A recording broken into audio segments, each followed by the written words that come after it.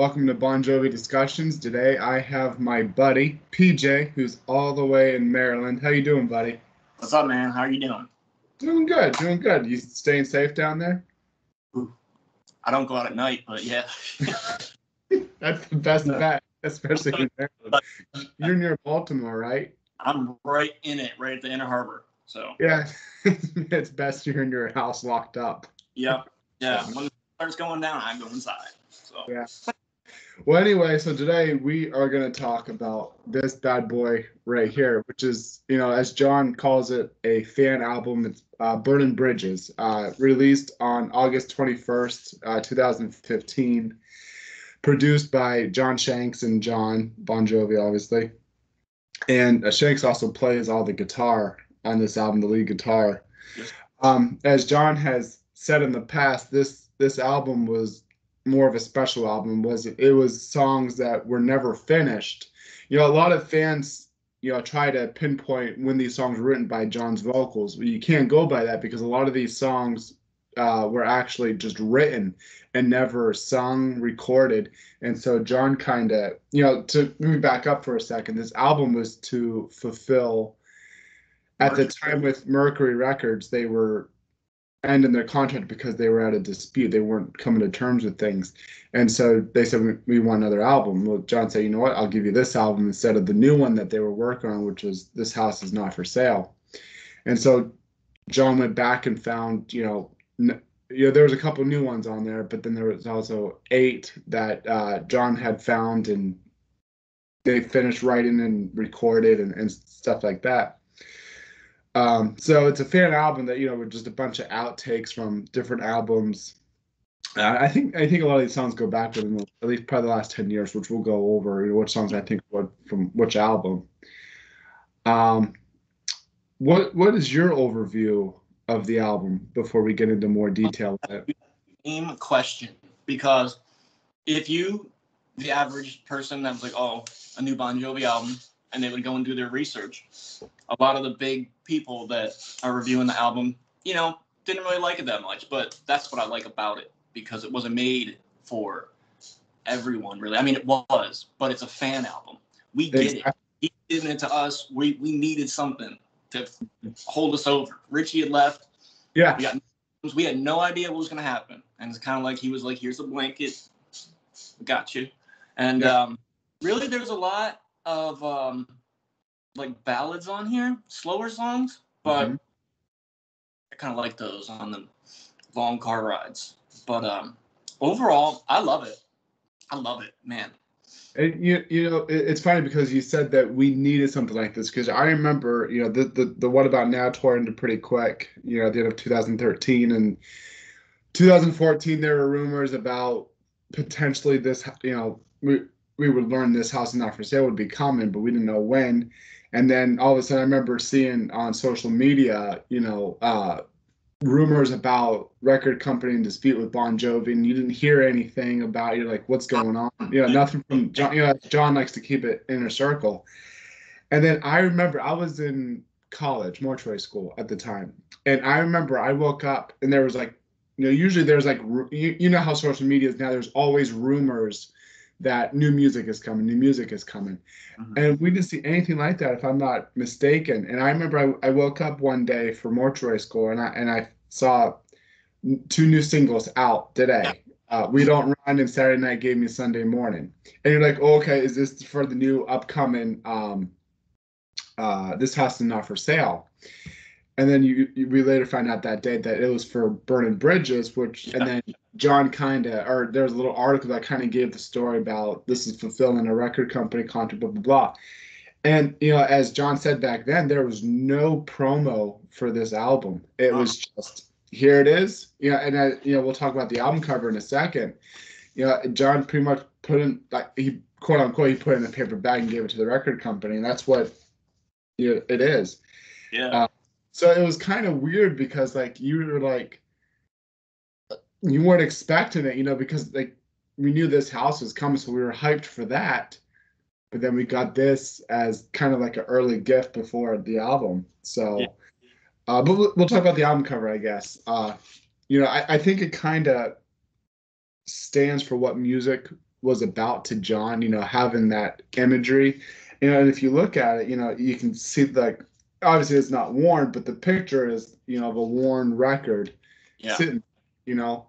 So Like I an think old. that shows how they've, the longevity, over 30 years at the time with the record company.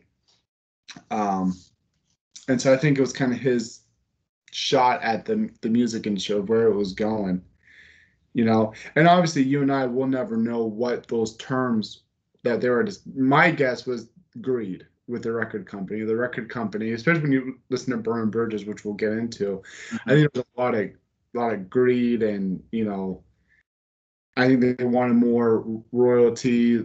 As far as the record company goes, I think they wanted more than what they were getting, and I It don't. could be numerous amount of things. They could have, John's very hands-on, obviously, but when Mhm. it comes to releasing music, and that's the thing about this album too, is when you have diehard fans, like they release the songs, and you're supposed to listen through the album for certain reasons. And John put songs out there, and I feel like maybe with the way music is now, they want to be more hands-on with maybe his music as well.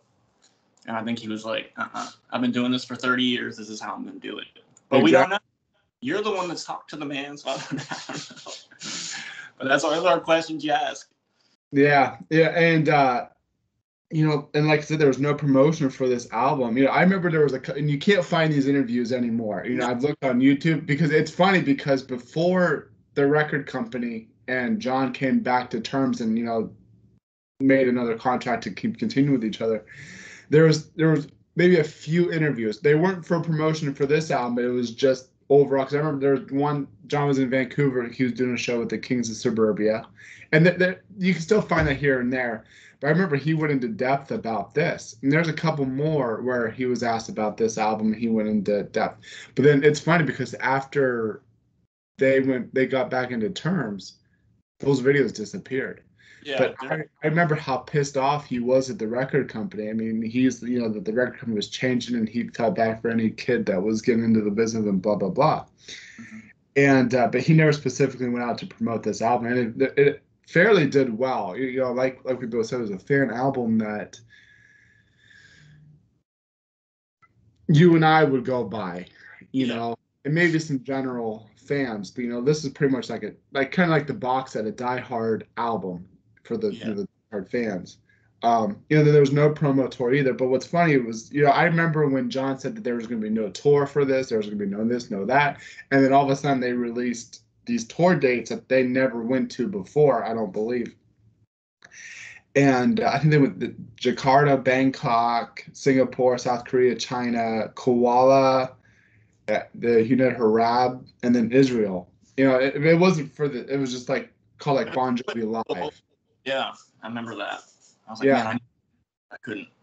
Um, And no, those looked like good show. I was really hoping they'd come to the States with those. I was finishing up college, so I couldn't go to those shows. And the traveling, and then those were kind of areas that you're kind of like, should I go to those areas? But I mean, those shows looked incredible. You had Matt O'Ree on that tour. You had obviously Phil X and Shanks on it too, and just it was like kind of like a greatest hits tour. And mhm. the only song that they played from this album was "We Don't Run." And I remember I was looking at YouTube every night or looking for updates from every show. I was like, oh, please put Saturday Night Game and Sunday Morning or this or that. None. Mhm. And so I think that was kind of his point of saying that this wasn't a tour to promote the album. Yeah, it wasn't meant for that. Mm-hmm. My thing is like, when Bon Jovi, the whole band, and you're at the end where your record deal is like, hey, we can't go any further, and then they're like, you still owe us an album, Mm-hmm. and you're that passionate about music and you have it made, and you have to be like, I have to give my babies to you. And like, I wonder how the band felt while they're, when they had to get up, go, and we got like, hey, we have to do this just to fulfill it. Like, I wonder how the emotions were when it came to a difference in recording and everything else with this album. You know, Yeah. was there anger in it? Obviously, you can tell by a few of the songs on here. Oh, absolutely. There's 3 of them on here where it's just direct. And it's crazy that they put the album out and Mercury was just like, oh, great. We wish him nothing but the best in this. I'm glad things worked out, but I thought that too. Like, how does one go and put out something that's not going to be complete garbage just for the fact of putting it out, and they want to put it, knowing nothing's coming out from it after it. So yeah, I give. I know they're digging into the vaults now a lot more, for the experience in 40 years coming up. But, back then, back in 15, when he's going through, I think these were some of his favorite songs that he had written that he wished he would have, I think I remember him saying that in an interview that these were some of the songs that he wished he had put out. Mm-hmm. And you can tell songs too, where I try and point out, like, were these maybe cuts for This House Is Not For Sale? Because they kind of have a kind of twist to it that kind of sounds like it. And that's what I liked about this album, because it goes all through it of different kinds of Bon Jovi genre, shall I say. And that's pretty cool for the fans, I think. Yeah, I agree with you. Well, let's start digging into the tracks. The first one is Teardrop to the Sea, which was written by John and Billy Falcon. I remember this was because we were given the option, maybe even the day of that when We Don't Run as Saturday Night were released as a single. I think we were given the option with pre-order.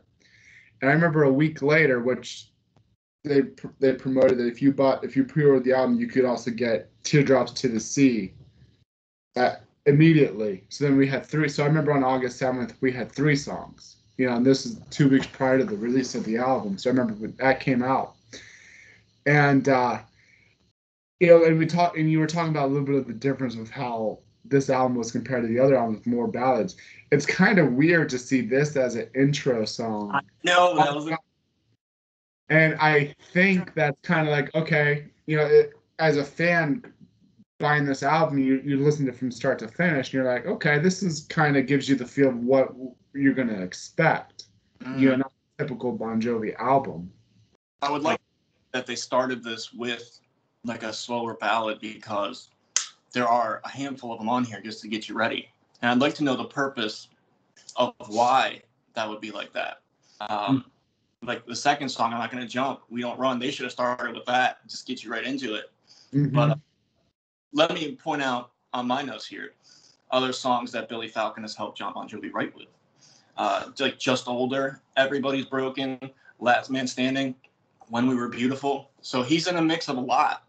And I thought this song kind of had a When We Were Beautiful feel to it. I like to think this song was written somewhere around that time, like a Have a Nice Day era, and it's just been sitting.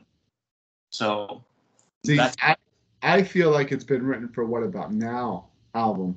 Just the way that the lyrics, if the last day my workouts, I've been listening to this album just to prepare for this.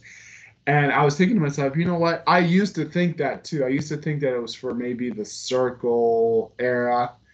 But recently, just the way that if you compare the lyrics to this song to those, the Circle and What About Now, it fits more into the What About Now era.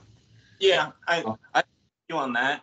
But my point out is that Billy Falcon has helped write it. So therefore, his songwriting into it is kind of the song itself has a Welcome to Wherever You Are kind of tune to it. Yeah, that's true. Like, written for like another album, but I think with his, you'll see things in here, and that's what I did a lot of research on with different co-writers in here is what's the song, what do their songs kind of sound like when they mix with John Bon Jovi? Because you can really see differences once we get through here. Absolutely. I'm curious as to who's writing what and how they go. I'd love to see like the songwriting sessions. Like, how do you go from point A, from an idea to finishing it? And I know you're into playing guitar now too, so it's like it probably teases you how you hear stories about how him and Richie used to get together and just get a song out by lunchtime or something. And I know, it's crazy. Of everything, my goodness, like just to be that musically and lyrically gifted is of it. Ever since I started, not to stray away, ever since I started to learn to play guitar, obviously I want to learn Bon Jovi songs. I don't care to listen to the easy, songs to learn on guitar. I want to learn Bon Jovi songs. And you actually learn to really appreciate the songs even more than you already do because of how complex and, like Richie makes it look so easy playing guitar. Man, it is hard to play his stuff. But, yeah. But anyway, so conversation for another day. Exactly. So to me, I think this song is about another, the title, Teardrop to the Sea, just another, like a wave in the ocean, like because we can, just another one of a million. And I think the song is just about everyone being down on their luck, looking back at what's been lost for a cost of something else. But you're with everybody else who's at despair at the moment. We're all at down on, pretty much just down on their luck. And that is what is great about John Bon Jovi lyrically is, man, that man can put out some great rhyming, just all the words just run together in some very deep, hard-hitting, emotional songs that makes sense when it's done. You'd be like, wow, that just kind of, it feels good in the brain, and it kind of gets you emotional sometimes. And like, how does one write that? Like, Exactly. that always gets my brain, how you'll be like, wow, how did I think of that word and just that verse, how it ties with the last one. And yeah. And it makes you feel included, because like there's a lot of Bon Jovi songs out there that you listen to and go, wow, I mean, he gets me. That's exactly, you can't put into words how you feel until you listen to a song and go, that is how I feel. yeah, like if I could write a song about what I'm feeling, he already did it for me. Exactly. It's like he's one of us. Yeah. As far as the sound on this song too, what I really like with the beginning is that slow drum and guitar intro, and then that whoa, in the faded background. I love that. Mm-hmm. It kind of has that mysterious sound to it. You don't know where the song is going, but then it finally meets the sound that you. It's hard to explain. It has that typical distorted background sound, in my opinion. Yeah.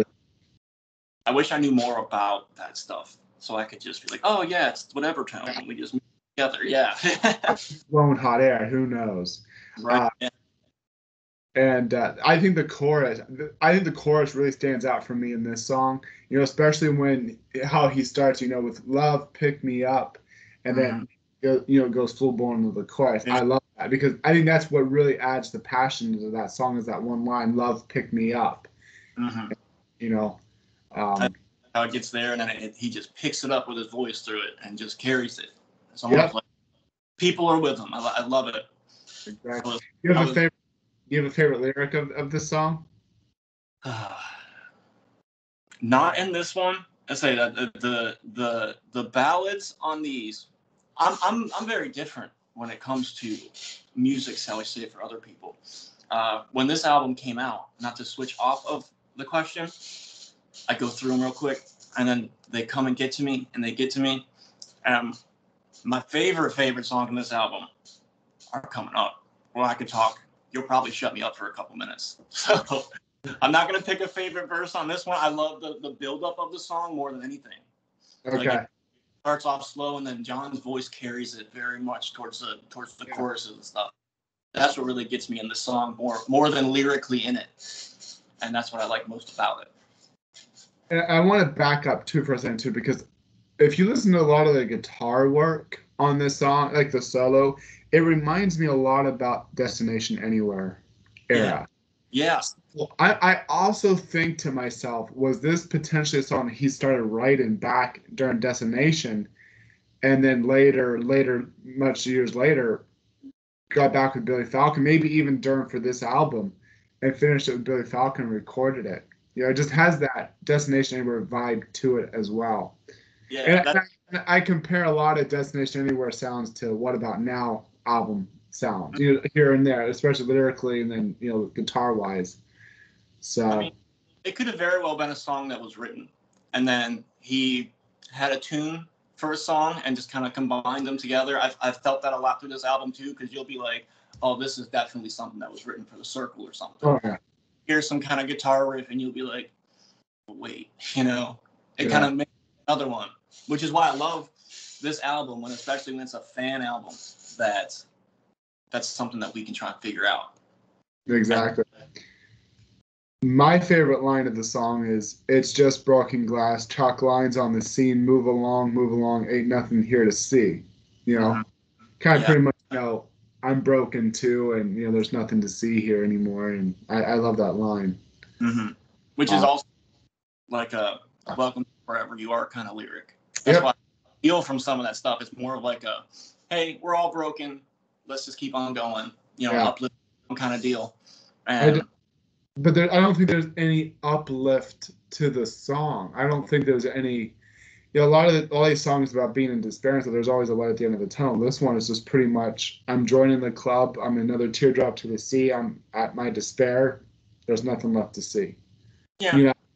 So it's definitely one of those songs that when you're down and you're just pissed off at the world, it's one of those songs you just put on and you're like, this is it. Then you find at the end of the tunnel. Yeah, it's interesting. Like, say that has John Bon Jovi felt these feelings, or is this just something he heard up, which comforts me because I'm like, man, at least somebody at that stature has been close with us as well. What I like to think of, who hasn't ever felt like that, Right. No one, people can say, but I doubt that not one single person in the world has ever felt depressed or sad or at despair. We all have those feelings, just like we feel happy, and that's a whole conversation for another. But let's go to the next track, We Don't Run. Yes. Which was obviously one of the first of the two singles released on July 31st of 2015.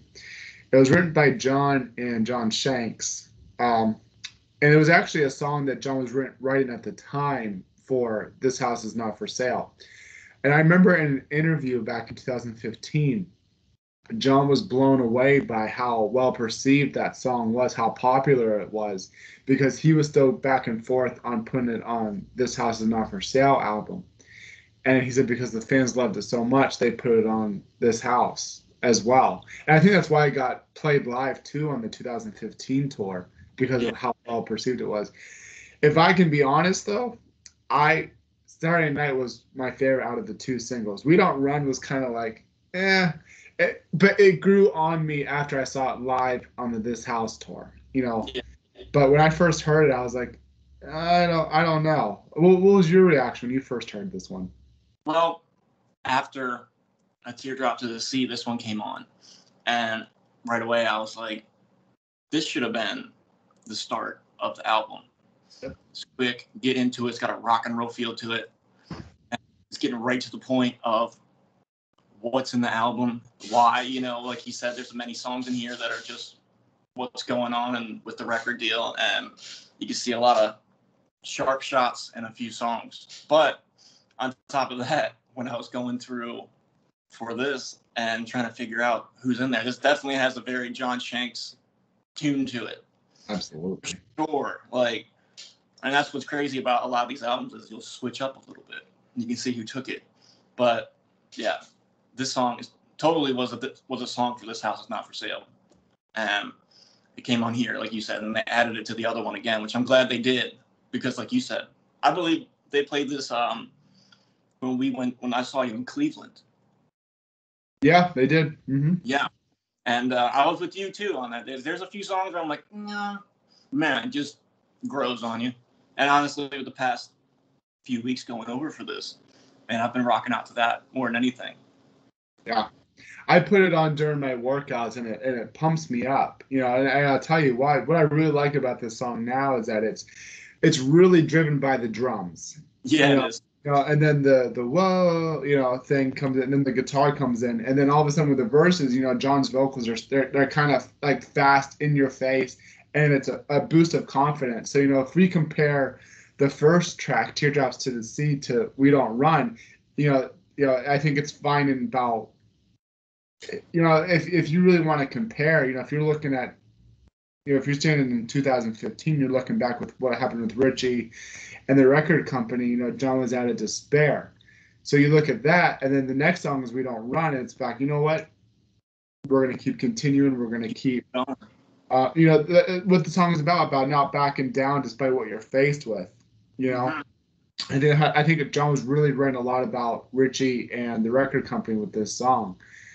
And the critics too, saying, "Oh, Bon Jovi's not going to last anymore because of Richie's departure and blah blah blah," and John pretty much saying, "We don't run. We're going to stand our ground. We're going to keep doing what we do, and like it, you don't like it. If you do, you do." Yeah, and, he I think that they really did a good job on this song. Just really trying to get the point across. Just to start with it right towards that front album there. Exactly. It is. It's a very strong anthem. I think it's the anthem of the album.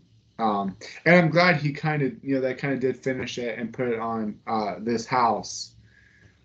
Another thing I really like about this song too, and he does it at the end of the second verse, and then right before the guitar solos, when there's thunder on the mountain, like it's kind of like distorted in the background. You hear it. I really, really dig that. I think that was kind of unique. Yeah, it's a great build up, and he kind of paints a picture for you in the song. Yeah, you can go with. Yeah, and the guitar solo is really good too. And I don't think Phil X is even credited on this album. I looked and looked. I know he does it live, but I don't think that you can really tell the difference between Shanks and Phil on the solos. That's definitely a Phil X solo. Yeah, it's surprising that he's not credited on this album, and he did record on it. Well, we got to think too when all that was going down, and when this was probably recorded. Say Richie left in 2013, correct? Mm-hmm. And then Phil thank God Phil jumped in and saved the day. And then we don't know if was Phil even going to be I'll be part of the band for the next how many years has it been? 10 years now almost. I think that's a really big deal of credentials on albums when it goes to that. You saw how that was with when they got inducted to the Rock and Roll Hall of Fame. It was last minute. They were gonna Huey could be wrote on his name on everything and had the whole band. They only wanted the original 5. And, I'm sure there's something to do with that. It's probably a mix of things. But like you said, though, you can definitely tell it's or I hope it's Phil rocking out on there. Here I am saying it's not John Shanks. That's definitely Phil. I mean, if you listen to a lot of this album and then This House, even 2020, you can definitely tell which solos are who.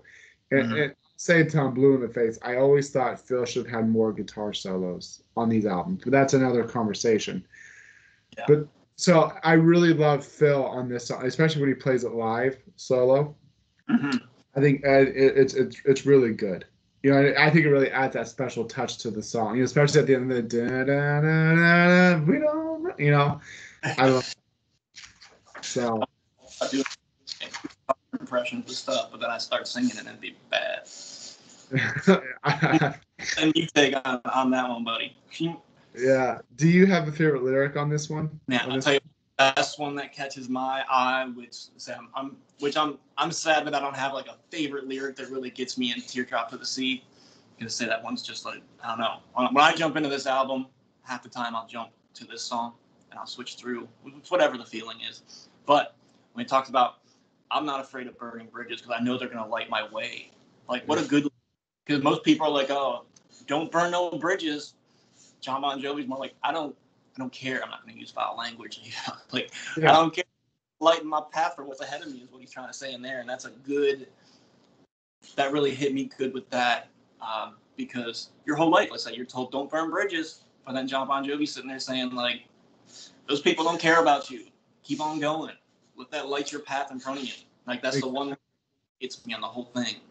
That puts me forward with it. And I think that has a lot to do with it. I think he's right about the record. And we later find out when you listen to Burning Bridges, it's definitely about the record company. Yeah. My favorite line is, nothing is forever when tomorrow's calling, dancing with the devil to get one day back. I love that.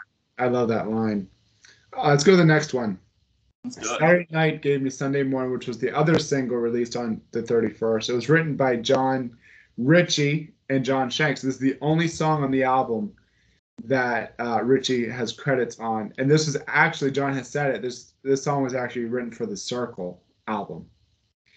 And this is actually, every Bon Jovi album, it's always a deep track that's my favorite on the album.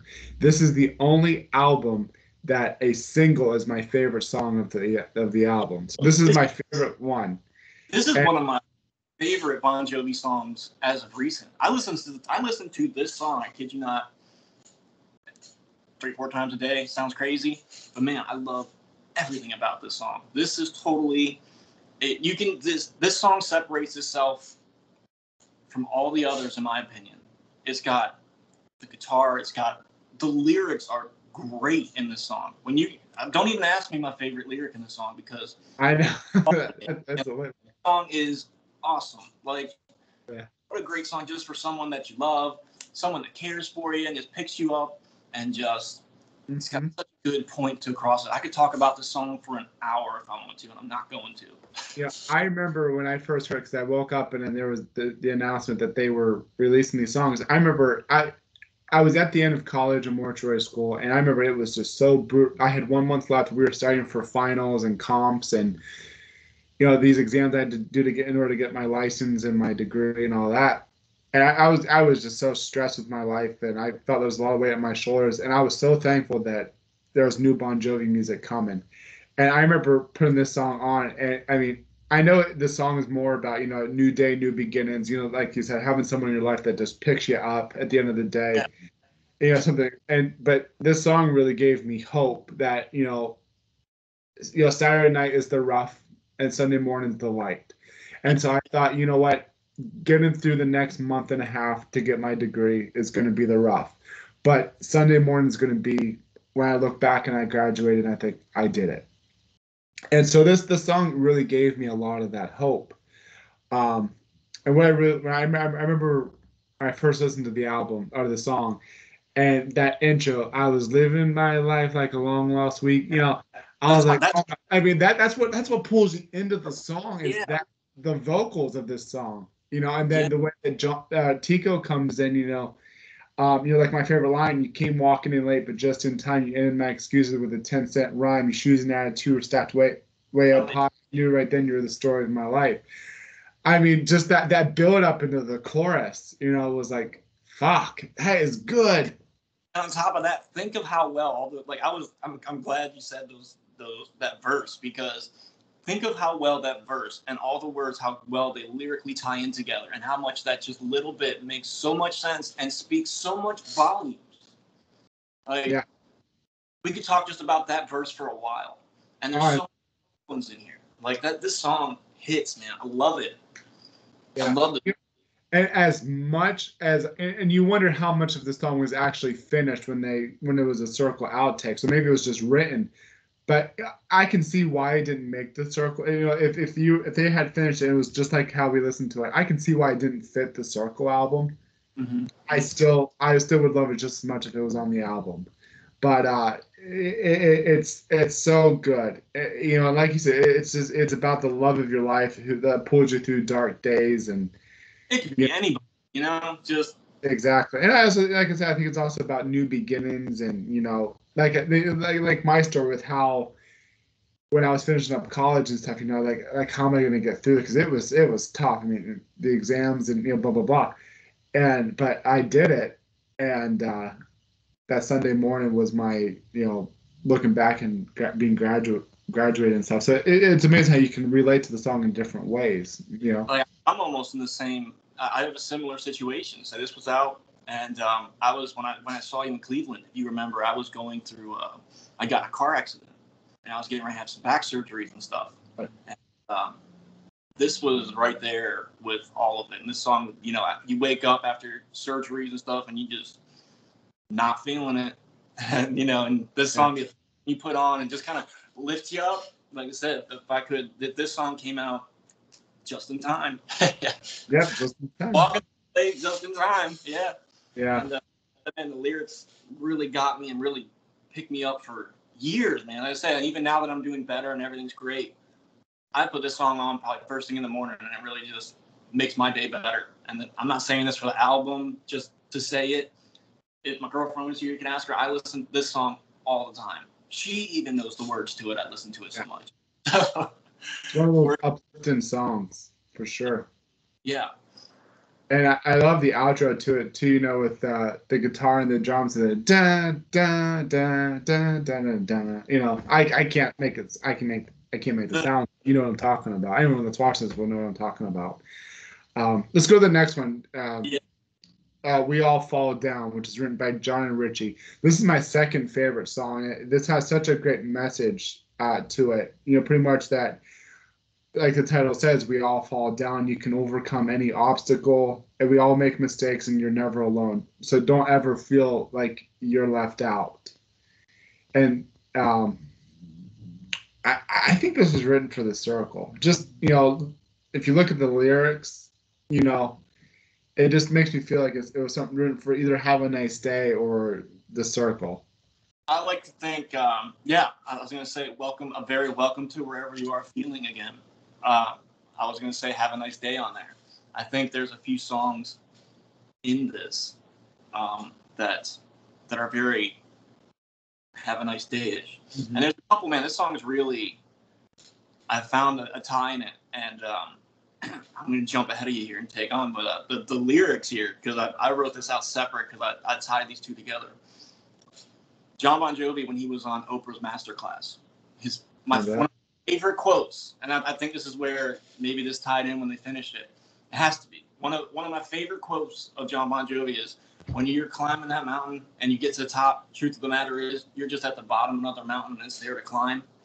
And there's a lyric in here and it says, "Once you climb the top of the mountain, truth of the..." I'm back and forth on my notes, but the truth of the matter is, in this song, it's about climbing mountains. Absolutely. And I think that's you climb right back up. Yeah. You know, my favorite line is, "Down on your luck, you're feeling small. The little things seem 10 feet tall. Watch your dreams fall apart at the seams." I relate to that lyric so much because, like the line, you know, the little things seem 10 feet tall. You know, whether it's my profession or something, you know, I always overthink myself sometimes. And I'm thinking, you know, like the littlest things that you stress about for days. And then you look back at it and think, you know, why did I stress over that? I mean, that's something so little. Mm-hmm. And, you know, so that line I can really relate to. One of the most interesting lyrics. Go ahead. I was going to say, climbing every mountain, how high, it doesn't matter. Exactly. And like I said, I love little clips and lyrics that he throws in there that are just for positivity. And for someone like me to say, man, sometimes every day, like, I struggle. And it's like, man, just go at it. Just got to keep on going. Exactly.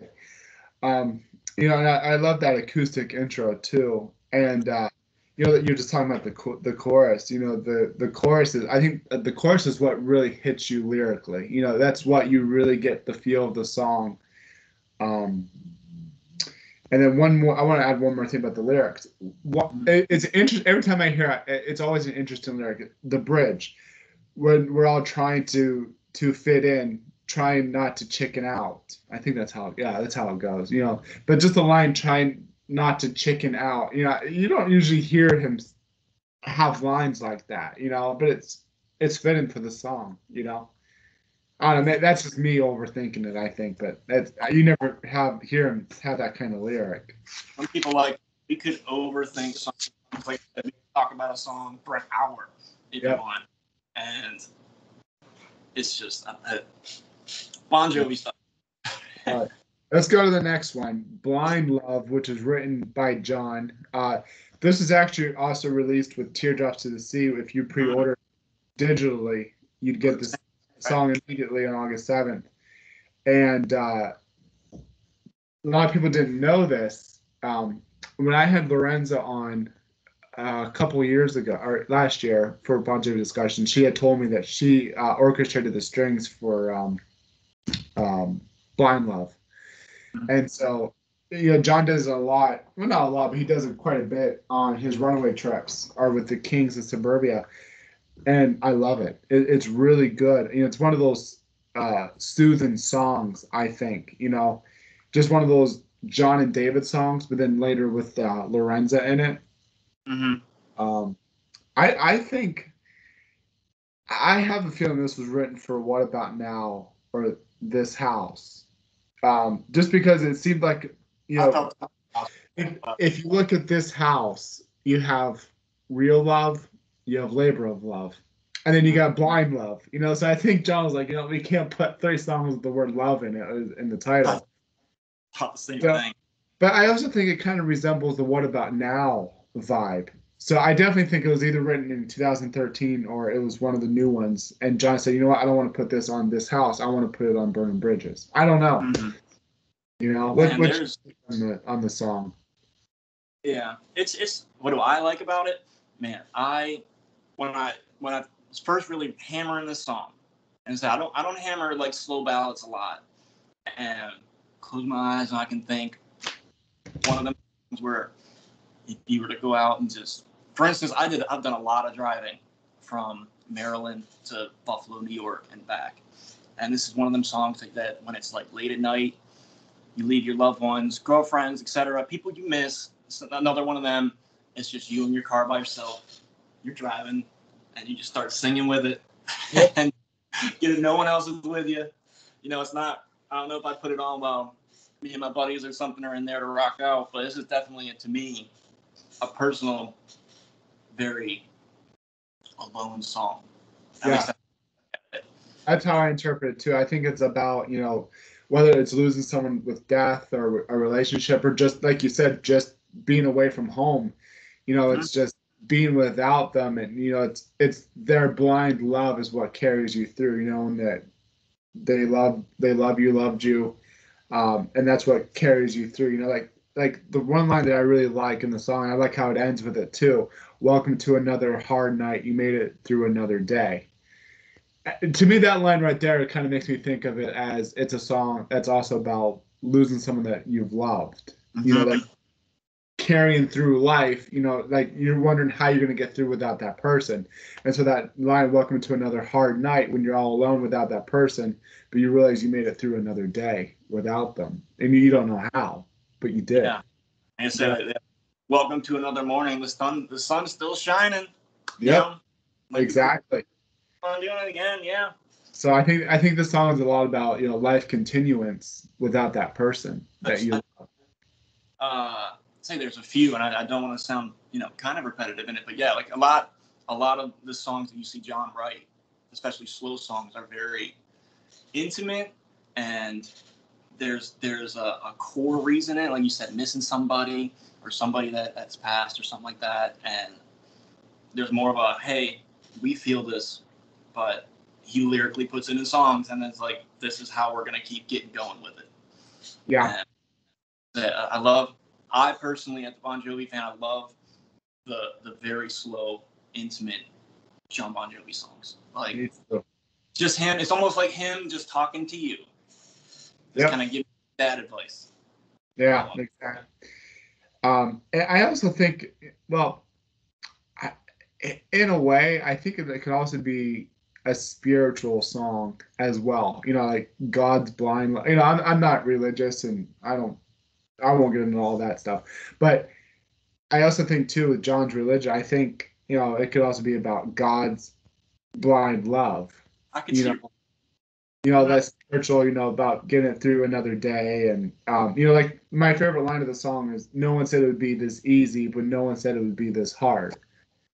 So that's kind of like an overview of life in a Mm-hmm. way too. Like, I know life's not easy, but no one said life would be this hard.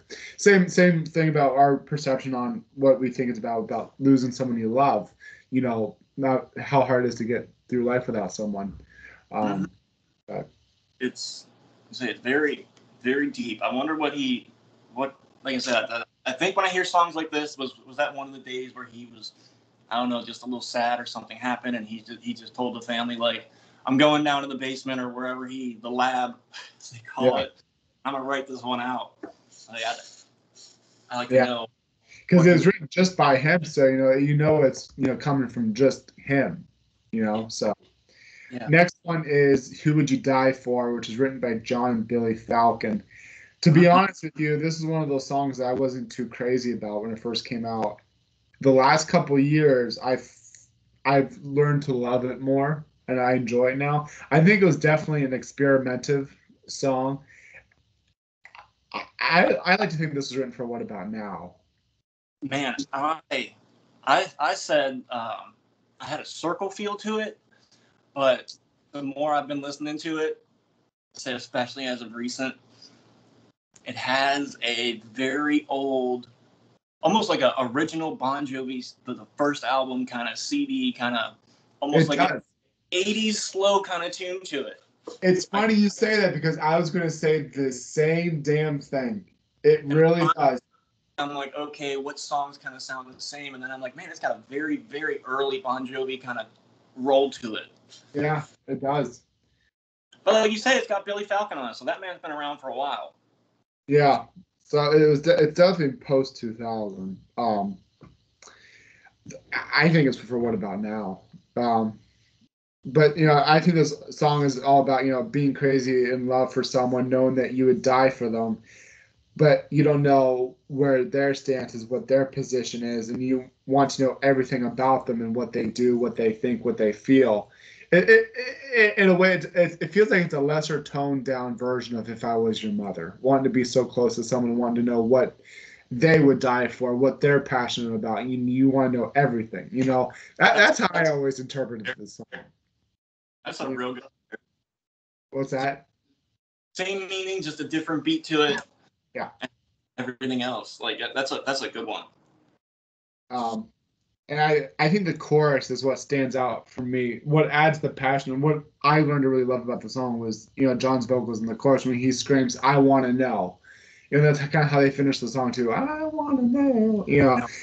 I love that. I thought that was very circle-ish. But I said that's where this album's be different, because it could be a tie for many albums, really. Yeah, because a lot of these songs, the only way that you can really think of, okay, which song was this album from is lyrically. Yeah. And that's how I feel. I feel like some of this was for What About Now. I also like the part, and this is my favorite line too, is I want to know what makes you feel. I want to know how love truly heals. And then I love how that repeats, and then Tico comes in with the drums, and it's like a Tico solo for like 5 seconds, and boom, boom, boom, boom, boom. I love that. I thought that was really cool for the song. I like the little Tico moments. Oh. Yeah. At the last song, you can hear Tico a lot. Next one is Fingerprints, and this is written by John and Billy Falcon. I am 99.9 certain that this was for What About Now. I think this was kind of like something that he kind of wrote along the lines with Amen, and he picked which one would fit better, Amen or Fingerprints. I think obviously Amen made it, but I would definitely think that this was for What About Now. And in the line, that's what the water made me. Love is like fingerprints; they don't wash away. That's kind of like what this song is about. So that kind of puts a nod to What About Now album too. Like the song. I think the song's all about giving someone everything. You give someone all of you, and then they dump you, and you don't know who you are anymore because you kind of put your life around them. Well, and because Fingerprints is what it's definitely a figurative song. So Fingerprints is pretty much saying I gave all of me to you. And my finger, like the line, the last time that I saw them, they were running through your hair. Stuff that you don't know who you are after you lose someone. That part was in my favorite lyric parts of it, but I'll take this one. When this song caught my attention off the start, because when I went to college, I studied criminal justice, and I liked it a lot. So I was like, oh, Fingerprints. Let's see what it is about. And more or less, the basics of it is like, for instance, you're drinking that bottle right there. I'll put that on the side for a long time. Your DNA, your special fingerprints and little cuts and everything are going to be over that bottle for time, unless I go and wash them off. So in the scheme of things, John's talking about he's leaving his impression on somebody, and they're always going to be there, running through her hair, whatever. And I feel like if they split up in there, his fingerprints are there until pretty much our fingerprints, until the other person decides to wash them off. So I feel like the point of the fingerprints in this part of the song is leaving your mark on somebody, more or less. Yeah, that's another good interpretation too. That's a good way to think of it. To me, I think it's my interpretation is, like I said, I think it's all about giving all of you to someone, and then you're with that person, and you have to learn to move on, but you don't know how because you you put your life around them. Yeah. Um, I like how he used the fingerprints to put out that kind of feeling though. To tie that in. because what more can you give to someone than you know, fingerprints is what defines you. You know, obviously DNA, but fingerprints, you know, no one's fingerprints resemble another person's. Mm-hmm. And, you know, so like, if you give someone your finger, you know, it's figurative. It's not obviously cutting off your finger and giving it to someone, but it's, you don't know, you can't identify yourself anymore because you gave your all to someone. Exactly. So not only that, the guitar in this song is great. It's kind of like a quick. Gotta get. It sucks you into it right away. That's definitely a Shanks solo, but I do applaud him on that solo because it's really good. That's amazing. And I remember, I think this is it. I remember I ran into Shanks in Cleveland. You know, we talk about how we hung out in Cleveland. This is before we hung out. I ran into Shanks and we were talking about this house album, and then we talked about Burning Bridges. And he said that Fingerprints is one of those songs that I think that it was Fingerprints, and some of the solo wasn't there for the song. And then like a month later, John had called Shanks to re-record the solo and add it to the song. So that was an interesting tidbit of this song. But let's go to the next one. Yeah. Life is Beautiful. And this is written by John, Billy Falcon, and I believe Krista Stefano also wrote on this one too.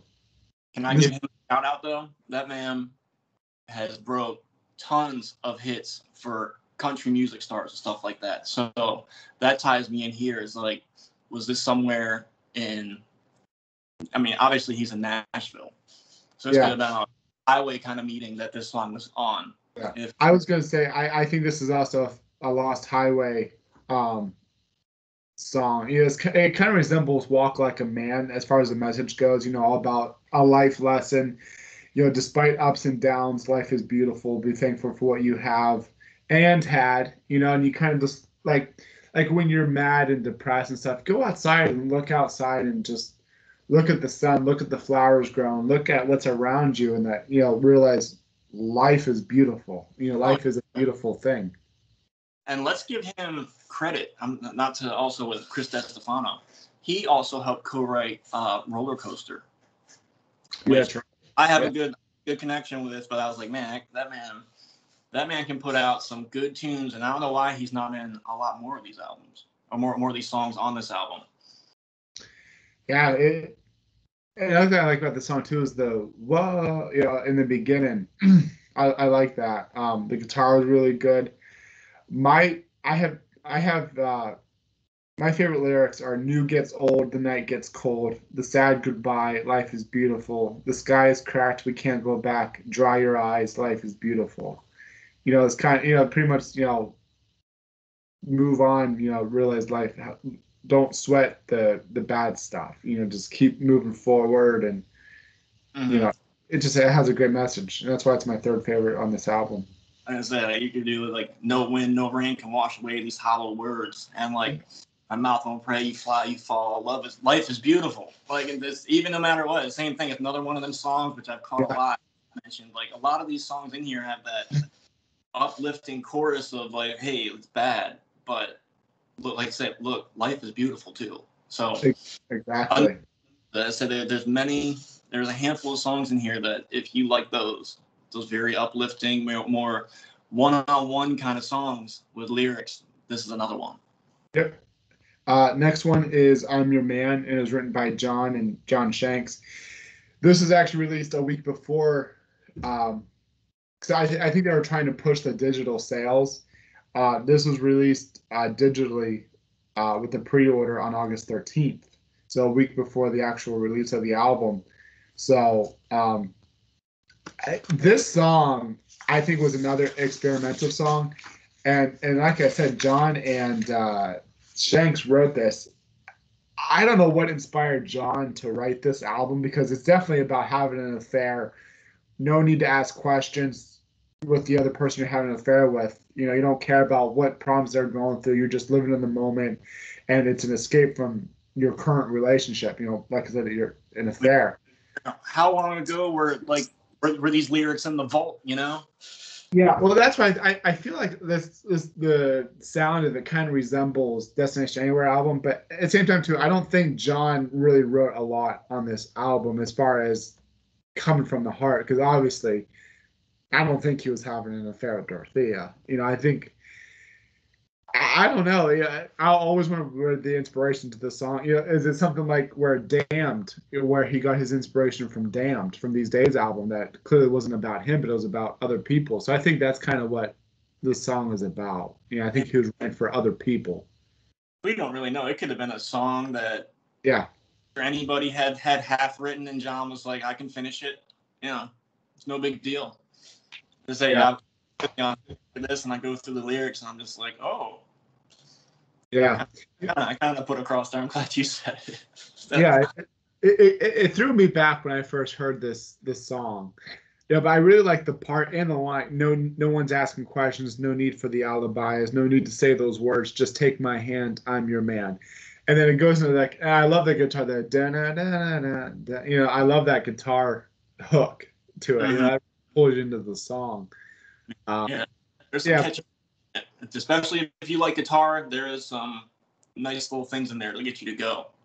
yep, exactly. Just being conscious on time here. So let's go to the next one. Burning Bridges, which is written by John. I think this was, I know we'll get into the bonus track Take Back the Night, but this Burning Bridges was like a way to finalize the album, because at the time when this was given, this was the last album they were going to get. And so Burning Bridges was kind of fitting to be the last song. And it's definitely about the record company. And what I like about it, how it was a fun acoustic song. It kind of, if you look back at New Jersey, with the last song was Love for Sale, Keep the Faith was a little bit of soul there, and Diamond Ring in These Days, all acoustic songs. Mm-hmm. Balance with Open All Night. Um, so it was kind of nice to have another acoustic fun song at the end that you kind of just sing along to. And I had with this, I felt a very, and I hope you did too, but in Keep the Faith, um, Save a Prayer, that song, the intro had a very and then beating with the drums. That this has a very similar like riff to me, and it's great how John has ties in all the goodbyes, sayonara, see you later, and it's just a couple minute song. It just gets to the point to really the American version of it, and I thought that has to have came from something like that or feel from it. Yeah, and I love Tico in the beginning. I think that's Tico with that. A lot in the I love that. It's like I said, it's definitely a big fuck you to the record company and the music industry. I really like the line, after 30 years of loyalty, they let you dig the grave. Now maybe you can learn to sing or even strum along. I'll give you half the publishing year why I wrote this song. So it's funny, like these record companies, they, as it goes into the whole Taylor Swift thing too, these record companies, they want as much as they can get, but they don't help the artist. Right, all they do to help the artist is promote and finance. Yeah, But they're not in there to write the songs. They're not in there when they're producing, recording the album. And they want they want the credit. They want all as much as they can take. And so this song really shows the ugliness and greed in the music business. Yeah, I bet. Yeah, like the fact that John came up with this song, just a little quick get up to kind of say give a huge middle finger to them, makes you wonder, especially after all those years, to do something like that. You hear stuff like that with Prince, Taylor Swift, all these huge artists that you would think that those kind of issues wouldn't touch them, and it still does. Yep. And I'm glad things are working out. Yeah, I'm glad they came to terms. Let's go to the bonus track, Take Back the Night. This is written by John. I like to see those either Billy Falcon or John Shanks that co-wrote this one. I'm drawing a blank on that one, but it was either one of them. And this is a bonus track for the Japanese and Walmart editions. I really like John's vocals in this song, especially in the verses. I don't know. What do you think? I think this was for to back up. Burning Bridge was obviously a new song that was written for this album. So, but Take Back the Night, I think this was for the Circle. I lyrically, it resembles The Circle. Yeah, as I said, a lot of these songs in here, I could almost, you can almost pinpoint in a nice 6 or 7 year period that I think written up for like The Circle and everything else like that. A lot of catches and the way they go into the choruses and just guitar riffs and everything else like that. You could tell that a lot of that stuff was written in that time frame. Yep. And thankfully, I said people like us can point that out. Most people just go, whatever. No, I'm into this. Yeah, I think this song is all about just kind of getting out of ritual and taking charge of your life, and you realize you're tired of living the same boring life. And so I think it's like, taking back your life and taking back, taking charge. I think Night is kind of like a metaphor, Mm-hmm. Yeah, taking back your life a little bit. You didn't mention it. What's your favorite song on this album? Not the everything. I think I did Saturday night gave you Sunday morning. Man, that song, I say that's one of my favorite songs right now. I'm so glad. I was so excited to do this. I was like, man, that is one of my favorite songs. Yeah. But overall, this album was so good, and I'm so glad that that we got it, because it's definitely those songs that would never. And you listen to the whole album, none of these songs you don't think would ever make an album. If any would have the potential, as We Don't Run and Saturday Night. But the other ones, you can definitely see why they're outtakes, but they're gems to us, But to the music critics and the general fans, I don't think they would appreciate these songs as much as we would. No. So, but anyway, buddy, I want to thank you for coming on today and talking about this album. I'm gonna have you on it. I've had you on Bon Jovi discussions before. We talked a load about stuff. I'm gonna have you on again once I'm finished with doing these album reviews. But I want to thank you for coming on. I want you to stay safe, and I know we talk all the time online. So yeah, dude. Anytime. I'll talk Bon Jovi anytime. We could talk for hours. Just like we've met quite a few. We've met on the Circle tour, I believe, the What About Now tour at this house. So we've met on almost every tour since 2010. And I remember we could sit there and we can talk for hours on end. We're turning into old men that are just going to talk about all our cool concert experiences. Eventually we'll be in a nursing home talking about, we saw Bon Jovi 50 years ago. So, all right, buddy. Thanks again. All right, dude. See you. We'll see you.